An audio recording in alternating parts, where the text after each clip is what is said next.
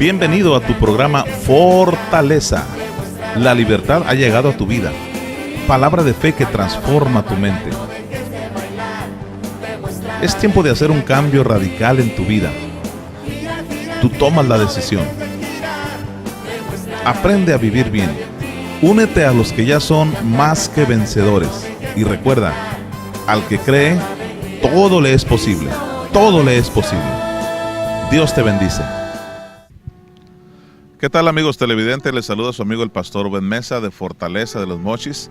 Pues hoy vamos a continuar con este estudio llamado La muerte espiritual de Jesús. Y qué mejor estar en un lugar como este maravilloso donde la naturaleza inspira para hablar, y sobre todo porque la naturaleza fue creada por Dios precisamente para nuestra bendición. Así que estamos aquí desde el Parque Sinaloa de los Mochis, Sinaloa. Así que vamos a continuar. Ponga mucha atención.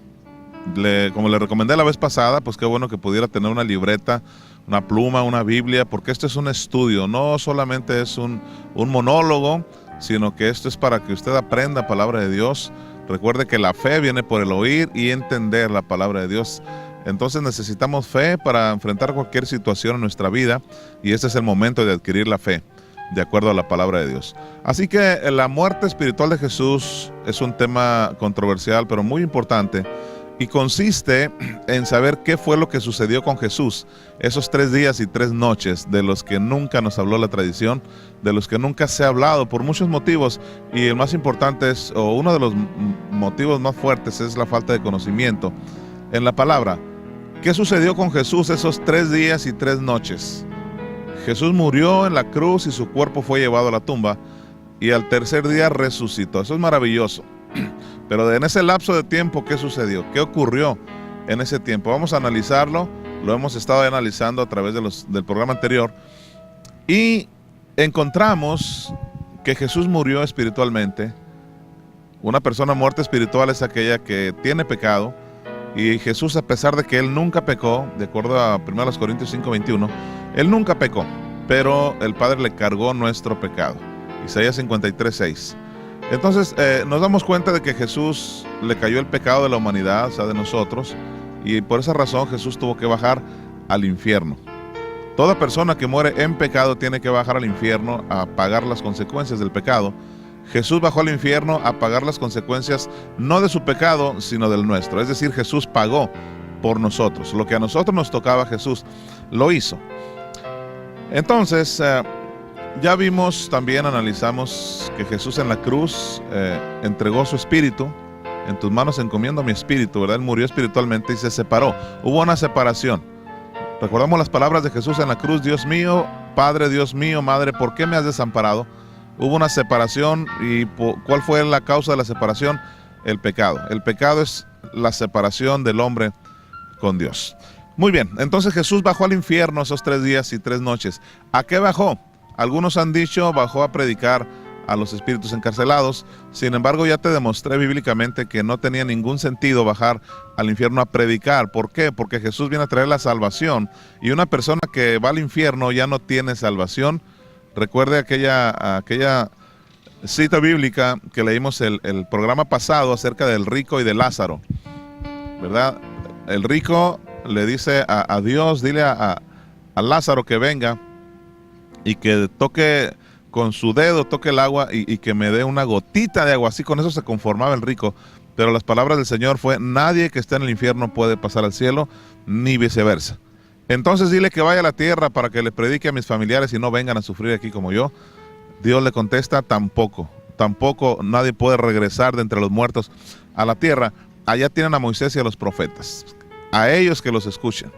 Lógicamente el rico sabía que no los iban a escuchar, ¿verdad? Como hoy en día la mayoría de la gente no quiere escuchar la palabra de Dios. Sin embargo, yo te digo, este es el momento en que tú tienes que escuchar. Después de muerto ya no hay esperanza. Jesús murió espiritualmente, y vamos a continuar.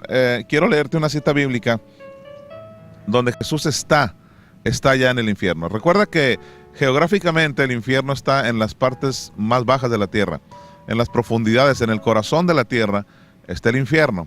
Y se ha comprobado inclusive hasta científicamente, cómo el infierno está en el corazón de la tierra. Dice Efesios 4, versículos 9 y 10. Escucha lo que dice. Y eso de que subió, ¿qué es? Sino que también había descendido a las partes más bajas de la tierra. Y el que descendió es el mismo que también subió por encima de todos para llenarlo todo. Descendió a las partes más bajas de la tierra. Comprobado bíblicamente.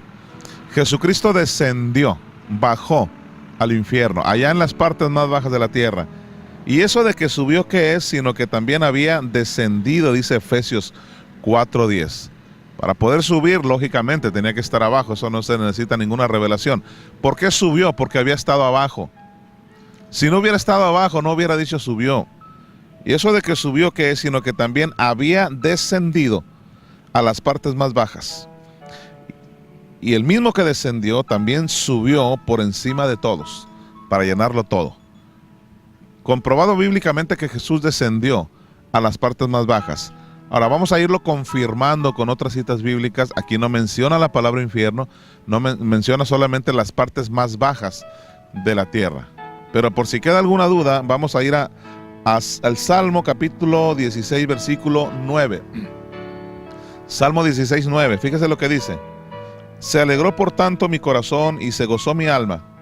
Mi carne reposará confiadamente. Está hablando de su cuerpo. Su carne, su cuerpo descansará. Su cuerpo estaba en la tumba, pero su espíritu, su alma habían bajado al infierno. Mi carne, mi cuerpo descansará. Usted sabe que al tercer día el cuerpo de Jesús volvió, ¿verdad? Volvió su alma, volvió su espíritu al cuerpo mientras estaba descansando. Pero escuche esto, escuche lo que dice el versículo 10. Porque no dejarás mi alma en el Seol, ni permitirás que tu santo vea corrupción. Ahí está usando la palabra Seol, que significa infierno. Cuando usted vea en la Biblia la palabra Seol, la palabra Hades, es un sinónimo del infierno. Aquí está aclarando, está hablando específicamente de que Jesús bajó al infierno. En Efesios 4 dice que bajó a las partes más bajas de la tierra. Ahora Hechos 2:27 dice, porque no dejarás mi alma en el Hades. No dejarás mi alma en el Hades. Te leí primero el Salmo 16:9 y 10, donde dice, no dejarás mi alma en el Seol. O sea, no dejarás mi alma en el infierno. Usted podrá decir, bueno, ¿por qué los salmos? Si los salmos se escribieron mucho antes de Cristo. Estoy tratando de derribar todo argumento en contra. Eso dice la palabra, ¿verdad? Que tenemos que derribar todo argumento en contra de la palabra de Dios. Entonces, si alguien pudiera decir, bueno, no es el infierno, no es solamente dice las partes más bajas. Bueno, aquí está hablando del Seol. Ya dice, no dejarás mi alma en el Seol, o sea, en el infierno. Pero lo dicen los salmos. Lo dicen los salmos. Pudiera alguien decir, los salmos se escribieron mucho antes de Cristo, pero recuerda que hay salmos mesiánicos. Los salmos mesiánicos son aquellos que se escribieron, es cierto, cientos de años antes de Cristo, pero apuntan hacia Jesús. Y la prueba es que en Hechos, ya en el tiempo del nuevo pacto después de Cristo, también está mencionando las mismas palabras. David mencionó estas palabras, los salmos los escribió David, al menos esta parte la escribió David, pero estaba apuntando hacia el nuevo pacto, es decir, hacia el tiempo después de Cristo. En el Salmo 16:10 dice, no dejarás mi alma en el Seol, es decir, en el infierno. Pero para comprobar que también después de Cristo se dijeron estas palabras, Hechos 2:27 dice, no dejarás mi alma en el Hades. El Salmo habla de Seol, Hechos habla de Hades, es igual a infierno. Continuamos. Tú eres mi fortaleza, esperanza, agua eterna que sacia mi ser. Cada día despierto y tu misericordia está conmigo. Te invitamos para que nos acompañes a Fortaleza de los Mochis, todos los miércoles a las 6:30 de la tarde y domingos 11 de la mañana. Asiste con tu familia. Auditorio Jiquilpan, Guerrero y 21 de marzo. Únete a los que ya son más que vencedores. Aumenta más cada mañana. Tú eres mi fortaleza, esperanza, agua eterna que sacia mi ser. Bien amigos, continuando con este tema, la muerte espiritual de Jesús, podemos decir que Jesús bajó al infierno a sufrir por nosotros. Ese es el sacrificio completo de Jesús. Ahora, yo quiero comentarte esto. ¿En qué me beneficia a mí saber eso o no saberlo? Yo he vivido bien, digo, alguien podría decir, ¿verdad? Yo he vivido bien sabiendo que Jesús murió en la cruz y eso ha sido suficiente para mí. Jesús resucitó y eso es lo que cuenta. Tal vez hayas vivido bien en ese tiempo, pero la Biblia dice que hasta que todos lleguemos al conocimiento del Hijo de Dios, hasta que todos lleguemos a ese conocimiento, a la unidad de la fe, que todos creamos lo mismo. Jesucristo bajó al infierno a sufrir por nosotros. Entonces, vamos a continuar. El Salmo 22, versículo 12, dice de la siguiente manera: me han rodeado fuertes toros, toros de Basán me han rodeado, abrieron su boca como león rapaz y rugiente. Estas son palabras de Jesús ya en el infierno, sufriendo por nosotros. Perros me han rodeado, me ha cercado cuadrilla de malignos, horadaron mis manos y mis pies, dice el versículo 16. Estas palabras efectivamente las escribió David cientos de años antes de Cristo. Sin embargo, vamos a suponer que esto no fuera así. ¿A qué se estaría refiriendo entonces David cuando dice esto? Me han rodeado muchos toros, fuertes toros de Basán me han cercado, abrieron su boca como león rapaz y rugiente. Podríamos decir, bueno, es que David estaba cuidando las ovejas y efectivamente cuando llegaba alguna fiera él la enfrentaba, ¿verdad? Pero lo que nos confirma que es Jesús de quien se está hablando es el versículo 16 que dice, perros me han rodeado. O sea, cuando dice toros de Basán, cuando dice perros, se está refiriendo a demonios, ¿verdad? Lo está simbolizando como demonios que lo están atacando. Para confirmar que se está hablando de Jesús, escuche lo siguiente: horadaron mis manos y mis pies. Horadaron mis manos y mis pies. Ahí no hay equivocación de que no sea Jesús. No hay equivocación, se está hablando de Jesús. El único personaje en la historia de la humanidad a quien le han horadado, es decir, han hecho hoyo en sus manos y en sus pies, es a Jesús. Jamás hicieron eso con David, así que no puede estarse refiriendo a David. Son salmos mesiánicos. Inclusive, si usted tiene una Biblia como la mía, donde las palabras de Jesús se identifican por el color rojo, ¿verdad? Estas palabras, aunque están en los salmos, están en color rojo porque son palabras que se están refiriendo a Jesús. Se le llama salmos mesiánicos. Entonces, este salmo mesiánico está hablando del sufrimiento de Jesús en el infierno. Horadaron mis manos y mis pies. Jesús está comentando, está hablando todo lo que le ha sucedido. Ahora, en versículo 18, por si todavía queda alguna duda de que sea Jesús, dice el Salmo 22, 18, repartieron entre sí mis vestidos. Usted sabe que no hubo otra persona que le sucediera esto. Así como no hubo nadie más que le horadaran las manos y los pies, igualmente no hay otro personaje bíblico que hayan repartido sus vestidos, sino Jesús. Y si repartieron los vestidos de Jesús, lógicamente era porque no era cualquier garra, ¿verdad? No era cualquier manta, era púrpura, era lino fino. Entonces la ropa de Jesús, los vestidos de Jesús se los sortearon, se los rifaron, repartieron entre sí mis vestidos. Con esto te estoy comprobando de que está hablando de Jesús. Entonces, en el mismo versículo, en el mismo capítulo, está hablando del sufrimiento. Perros me han rodeado, cuadrilla de malignos, horadaron mis manos y mis pies. Ahora, el versículo 6, vamos a comprobar cómo Jesús está siendo despreciado en el infierno. Dice, mas yo soy gusano y no hombre, oprobio de los hombres y despreciado del pueblo. Todos los que me ven me escarnecen. Qué tremendas palabras de Jesús exclamadas desde el infierno, desde el Seol, desde el Hades, desde el Tártarus, lugares de mucho tormento en el infierno. Entonces Jesucristo bajó. Te leí en Lucas en el programa pasado, donde dice que Jesús fue contado entre los pecadores. Fue contado, ¿por qué? Porque aunque él no era pecador, pero cayó al infierno como un pecador más.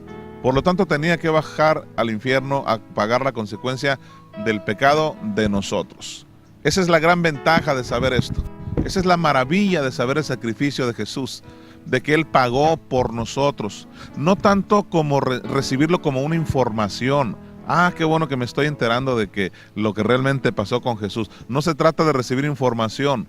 Se trata de que es nuestra salvación, es nuestra victoria. Recuerda, si Jesús no hubiera pagado el infierno por nosotros, nosotros tendríamos que ir al infierno. Si el Padre no le hubiera cargado nuestro pecado, nosotros seguiríamos cargando con el pecado. La maravilla de que el Padre entregó a su Hijo es porque lo hizo por nosotros. Juan 3:16 dice, porque de tal manera amó Dios al mundo que dio a su Hijo unigénito. ¿Para qué? Para que todo aquel que en él crea no se pierda, mas tenga vida eterna. Esa palabra, todo aquel que en él crea, significa que es para todos la salvación. No es que estén predestinados unos y otros no. La salvación es para todos. El sacrificio de Jesús fue completo. Cuando dice Jesús en la cruz, Dios mío, ¿por qué me has desamparado? Aparentemente se ve como un padre malo que está desamparando a su hijo. Cuando dice que le cargó nuestro pecado, de repente suena como algo fuerte, de algo que un padre le hace a un hijo. Sin embargo, fíjese bien en que en lugar de ser un padre malo, es un padre bueno. La bondad de Dios es que sacrificó a su hijo por nosotros. Él sacrificó un hijo, pero ha ganado muchos hijos más. Sacrificó uno, pero ha ganado millones de hijos más. ¿Por qué? Porque nosotros resucitamos juntamente con Cristo. Esta es la gran bendición. Entonces no se trata de recibir información solamente sobre esto, se trata de recibirlo en nuestro corazón, de que esta revelación abrazarla, esta revelación poder vivirla, porque nosotros, recuerda que para poder amar a alguien tienes que conocerlo. Y entre más conoces a alguien, más lo amas. No puedes amar a Dios si no lo conoces. No puedes amar a Jesucristo en ese nivel si no conoces el sacrificio completo de Jesús. Yo he conocido personas que me han dicho que traen una cruz con un Cristo crucificado con cara de tribulación, con cara de angustia.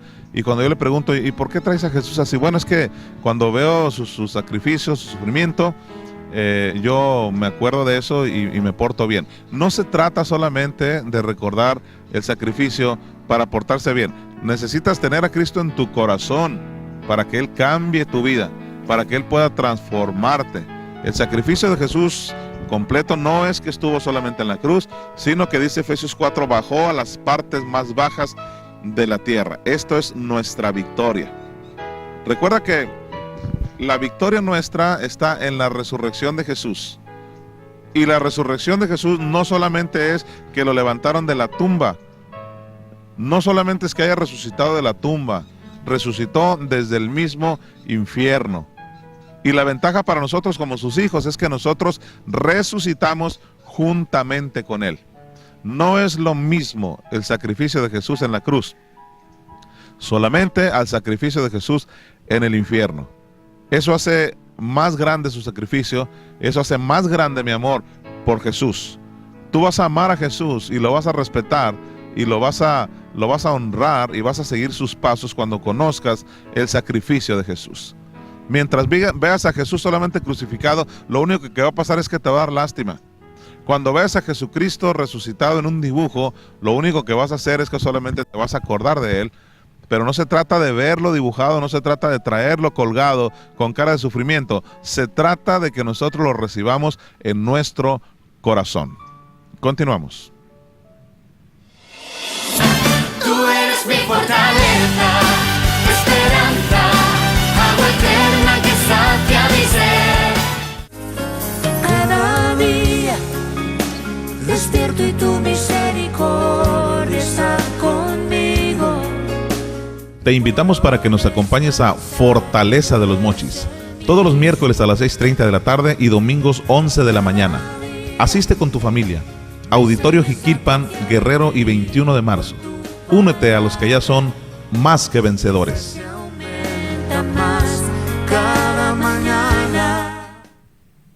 Muy bueno, amigos televidentes, continuamos hablando del tema la muerte espiritual de Jesús. Jesús está sufriendo en el infierno. Jesús está clamando a grandes voces. El sufrimiento de Jesús no terminó en la cruz, continuó en el infierno. Y en la resurrección su victoria fue mucho más grande. Quiero leerte el Salmo 22, continuamos leyendo el Salmo 22, ahora en el versículo 7. Dice, estiran la boca, la menean la cabeza diciendo, se encomendó a Jehová, líbrele él, sálvele, puesto que en él se complacía. Los demonios burlándose de Jesús. Recuerda que aún cuando estaba Jesús en la cruz, los romanos se burlaban de él y decían que no eres tú el rey. Otra gente le gritaba en la cruz, si eres el rey, sálvate a ti mismo. La burla de Satanás fue en todo momento ante Jesús. Y en el versículo 7 lo estamos comprobando.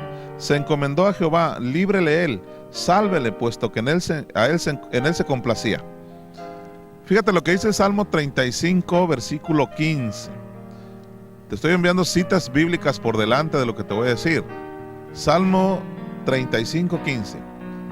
Jesús en el infierno, estando azotado, estando sacrificado por los demonios.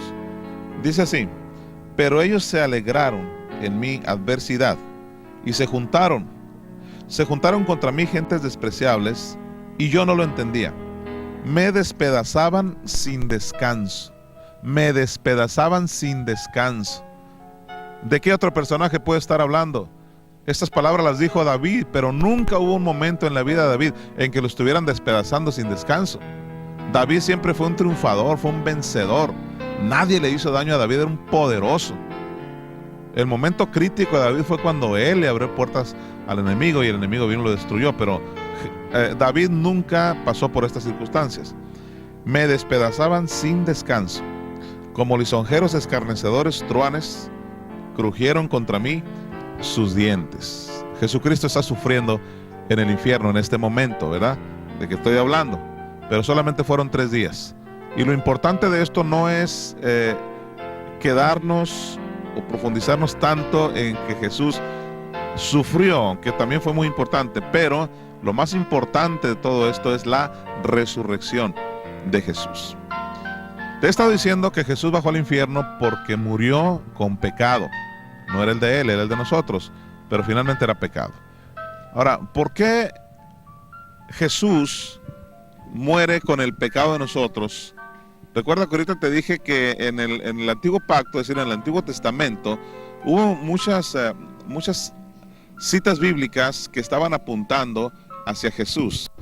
Te voy a explicar una de ellas que nos abre un panorama mucho más amplio acerca de por qué Jesús se le cargó nuestro pecado, o por qué Jesús murió cargando nuestro pecado. Quiero llevarte a Números capítulo 4, versículo 9. Aquí hay una ilustración muy grande acerca de esto.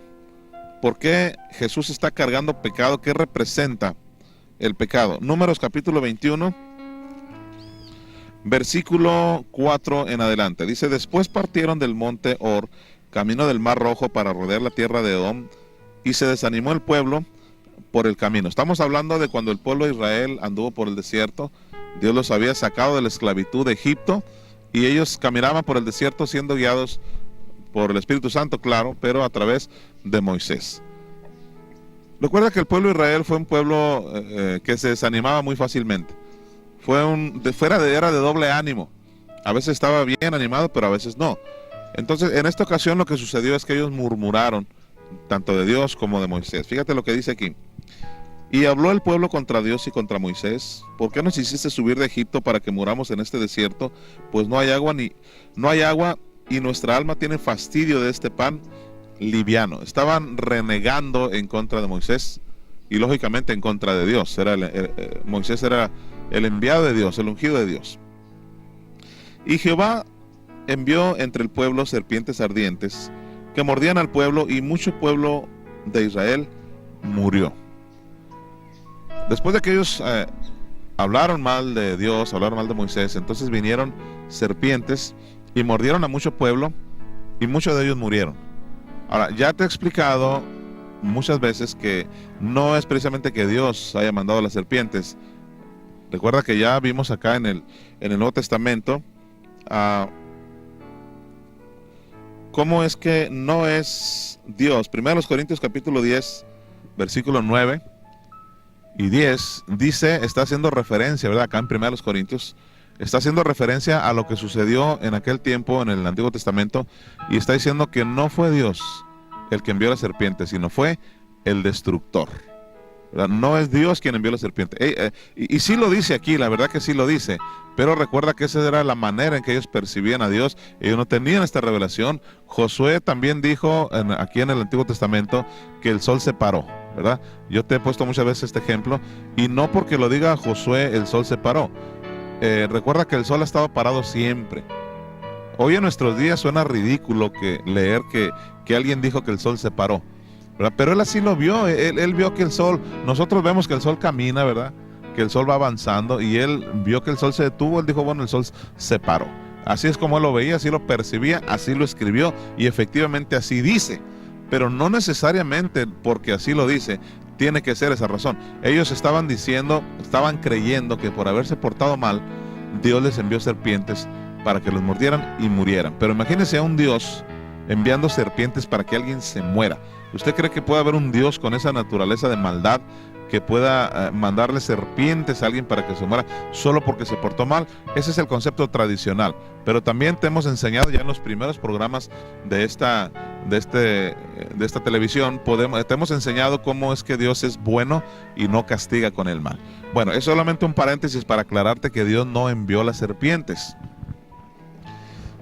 Pero el pueblo así lo percibió y así lo dijo. Muy bien, entonces vamos a lo siguiente.